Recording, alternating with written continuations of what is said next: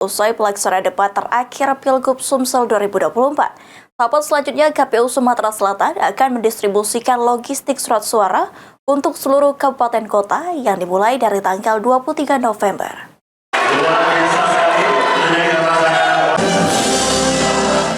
Setelah pelaksanaan debat pamungkas Pilgub Sumsel, KPU Sumatera Selatan akan melanjutkan ke tahapan pendistribusian logistik surat suara.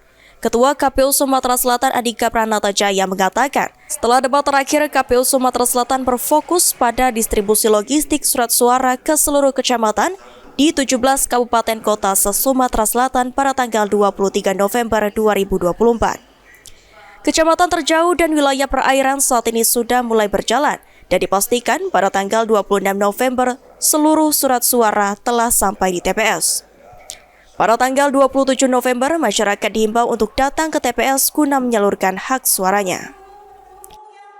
Setelah debat terakhir ini kami lebih fokus pada distribusi logistik surat suara untuk seluruh kabupaten kota. Posisi logistik surat suara sekarang sudah ada di kabupaten kota. Besok tanggal 23 akan mulai jalan ke kecamatan.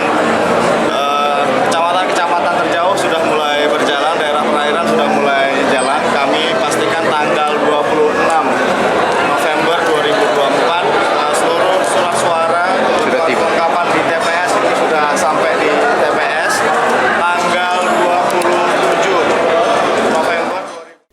Ditambahkan Andika, debat terakhir ini bisa menjadi referensi masyarakat untuk menentukan siapa pilihannya, baik itu gubernur dan wakil gubernur maupun bupati juga wali kota. Ilham Wahyudi, PAL TV.